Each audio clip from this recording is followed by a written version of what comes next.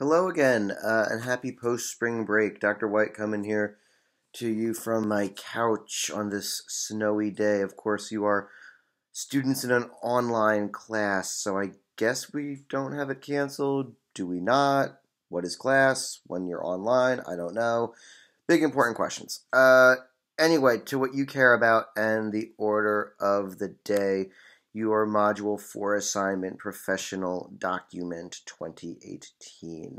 Ergo, yes, I've been doing some version of this assignment since 2007. It's a lot different now. It's a lot better, I swear.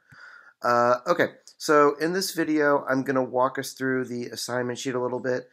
I'm going to briefly touch on the schedule, and I'll let you know what to expect. To begin, though, I want to speak for a few minutes about where this assignment fits into the sequence that we're covering this semester, because as I've emphasized in each of these videos, there is kind of a method to the madness. There is a roadmap. We are going somewhere. Hopefully it's somewhere good, although that's a little bit subjective. Okay. So our last unit assignment, Module 3, was scholarly writing / conference abstract. So the defining trait of that, besides, of course, the genre that we're working in, the genre being conference abstract, is that it's a document intended for a scholarly audience. And, of course, as I made very clear, I think a scholarly reader has very specific needs. Ergo, the writer writes for a specific purpose to meet the needs of an audience in a certain way, and genre is born. All kind of sarcasm aside, genre really does evolve to meet certain reader needs. And of course, those reader needs, as we know, are extensions of discourse community and community of practice, or disciplinary needs, to throw a third term into it. So something that's kind of going to be helpful for you as we get into Module 4 here is holding these positions of reader, writer, audience, speaker, as kind of static things, and imagining just shifting gears, kind of like shifting your orientation. So whereas in Module 3 we were writing for a scholarly reader with particular needs, in Module 4 we're writing for a professional reader with particular needs. Now, this is somewhat complicated in that, of course, although you're all students in CAMD, y'all have different fields and slightly different experiences, to put it mildly. So it's not as if there's a singular profession the same way that for a conference abstract it's kind of a defined purpose. So professional writing is a lot more open-ended in that way, and you have some choices in the assignment that reflect that. But what I'm concerned with right now is having you understand that what we're really asking you to do here is take what you've been working on already. You started researching this with the annotated bibliography. You took stock of how it works with the community of practice, discourse community analysis. You wrote for a scholarly reader in your field. Now we're writing for a professional reader in your field in the same area. And of course, this is different in that you're going to have to think about how this knowledge might be applied, but it's still the same topic, loosely speaking, of course. So one of the big differences in your readership is that scholarly readers and discourse communities, remember, operate to produce knowledge. The whole point of the scholarly conference is for a bunch of eggheads like me to get together and say, oh, what are you working on right now? Let me ramble at you for 15 minutes about what I'm talking about, and we'll create knowledge together eventually, only after it's peer-reviewed, because peer review ensures quality control. But there is that common purpose of knowledge generation in audience. With professional writing, you have a lot more leeway because, of course, workplaces are much more dynamic than academic conferences. Much more dynamic from experience. Trust me. So one thing that you're going to really want to do here is draw on your co-op experience, internship experience, work experience, imaginary work experience if you don't have any, and think about, how do I read and write in the workplace? It can be something as innocuous as a memo. It could be something as profound as a mission statement. It could be an interpretation of a visual document. If you're in visual mediums, think about museum placards. That's an option. Really anything that would be created in the workplace to meet a workplace need. So in one way, you might think of this as an internal workplace document, a memo, or an annotated or updated guideline or flow chart of procedures or best practices, as we call it in academia. Something like that, because Module 5, public writing, is going to be geared towards a public audience. And a lot of times, of course, in your professional capacity, there might be a need to explain something that you know to a non-expert reader. So that's going to be Module 5. But Module 4 is that internal type document. Again, there are some instances maybe with like museum placards or informational pamphlets where I would allow you to do that. If that's something you're interested in, you can run it by me. But professional readers, right? Your reader is going to be a professional in your field. So what are your readers' needs and how are you going to meet them? I'm now going to turn to the assignment sheet and walk you through your options and talk a little bit about the background of this assignment. So again, we're shifting audience, and the real difference with a professional reader as opposed to a scholarly or public reader is that professional readers, professional communities are held together by a sense of organizational obligation. In other words, this is your job. You have to read it. Hopefully it's interesting. Maybe it's not. But it's something that's written to fulfill a workplace purpose. So if it's to inform a coworker or colleague, to inform is your purpose. If it's to persuade a client to sign up with your firm, there's your workplace purpose. If it's to improve workplace atmosphere because you want better snacks in the break room, I'm kidding, that was a dismissive comment. But if it's something helpful about the workplace, make a persuasive case for it. A lot of these documents may be visual in nature as well. They don't all have to just be black and white Word docs, really. So be creative a little bit. I would appreciate that as a reader of these. So organizational obligation. You are reading this in your capacity as an employee. Read as an employee, not as I'm Max and I like trashy sci-fi novels with bad plots. Read as an employee. And I think the assignment sheet walks you through that pretty well. But it's helpful to think about this here as what are workplace values? Efficiency, effectiveness, corporate culture, to use a nice buzzword. Workplace values. This document needs to exemplify it. And you are producing a document for a workplace reader. You are not producing a document for me.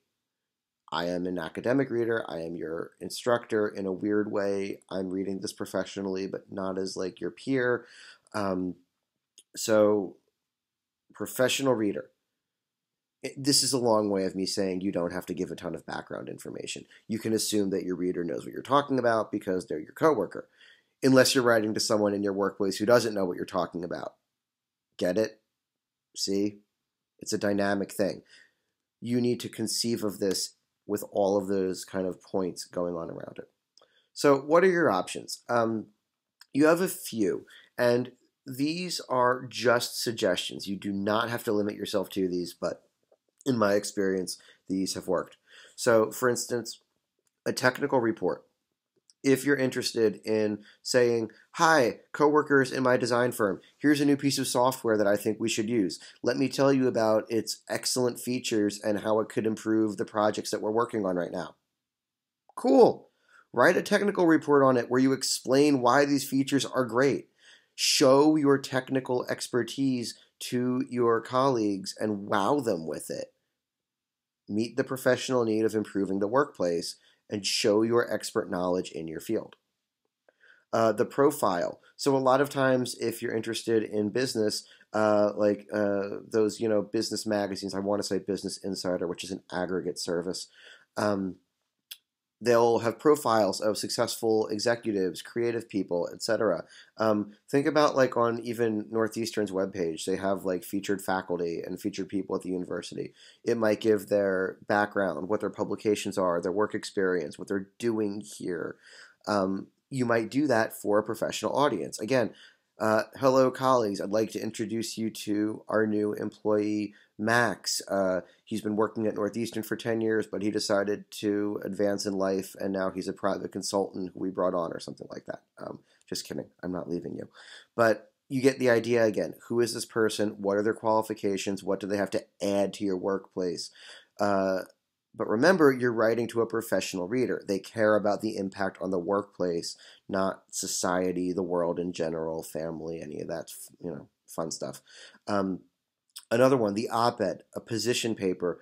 Again, a memorandum. Dear colleagues, I urge you to reconsider our policy on Hawaiian shirt Fridays. Hawaiian shirts were really never in fashion. Stupid example, but you get the point. A technical or managerial document. This goes to what I was saying about best practices or a policy update. If you have any experience on co-op sending out communications to colleagues and you need to offer instructions, that could work. If you're interested in technology, you might create a technical manual or document. One option related to this very closely would be an annotation of an existing document. So if you have access to some sort of technical documentation that you worked with on co-op, you can take that and you might annotate it for an unfamiliar reader. So you might add footnotes to it. Again, think of a trainee. Think of what you have to do when you start somewhere. You go to day-long workshops where they, overwhelm you with information and procedures and policies. Wouldn't it be nice to have an annotated how-to guide, rulebook? Again, think about workplace needs and how you're going to meet them. So for the technical thing, the goal is, again, to show your expert knowledge and break it down for someone who could use it at work. Think about how annotating it might be useful for that. Just a thought. I'm open to annotations. The big part of this assignment that you really want to consider is the explanatory memo and guidelines. So this should be the first part of your document, and this should be kind of inversely lengthy compared to your professional document. In all seriousness, professional documents, hopefully, good ones anyway, tend to be short because you're at work. You don't want to waste your time reading this stuff. You want to be doing things. And we aim for conciseness. So an explanatory memo will show that you know what you're doing. This is more important because if the reader for your professional document is a colleague, a coworker, your reader for your explanatory memo and guidelines is me, your instructor.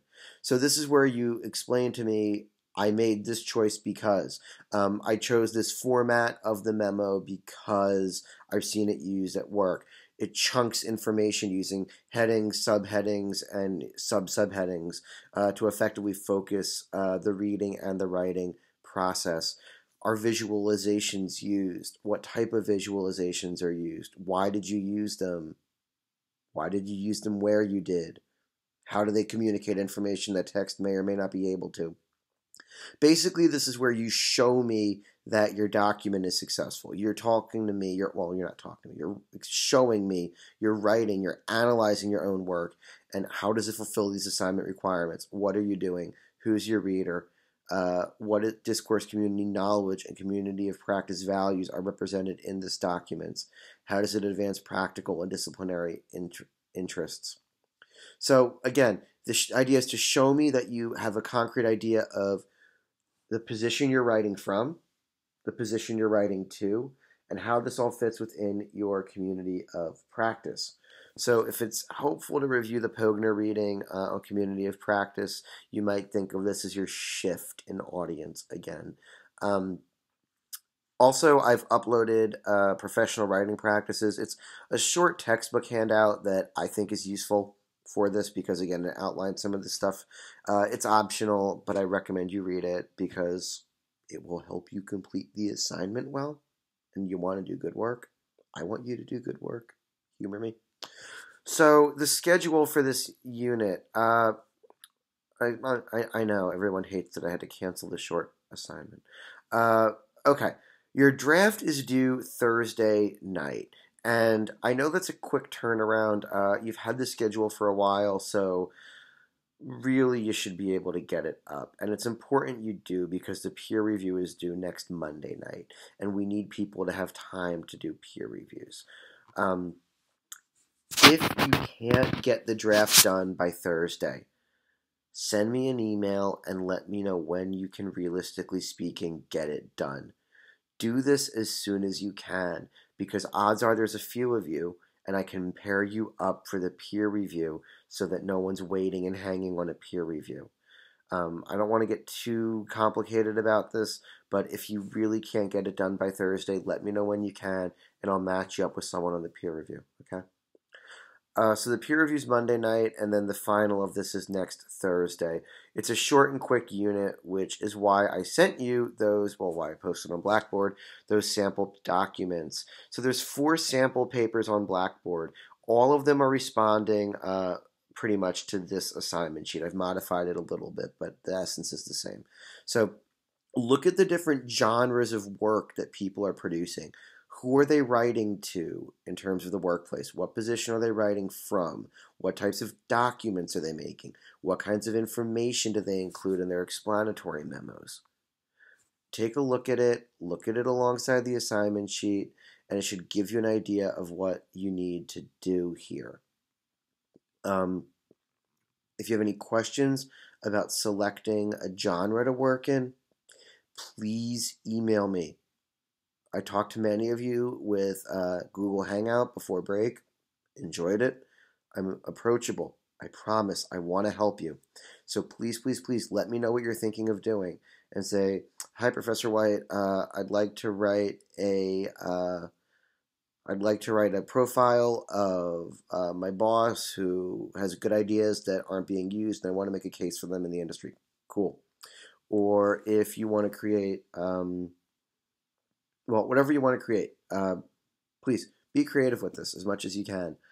Remember, it does have to be writing, of course, but I am open to visual documents to the extent that the explanatory memo explains it. The total length for this project is approximately 1,500 words. Now, again, remember you have the explanatory memo. If you write a short document or if you do something visual, you're going to have to write a longer explanatory memo. If you write something a little bit longer, you can probably being the key word, get away with a shorter one because it just probably needs a little less context. That's not a hard and fast rule, but it does tend to be true. So brainstorming's big here. Think about your co-op experience. What have you done? What do you want to do? What makes sense to do? Write that in the explanatory memo. That's the idea. Use it to your advantage. The more transparent you're able to be, the more you're able to tell me about what you're doing, probably the better it's going to go for you. So any questions, please, please, please email me. I want to clarify it.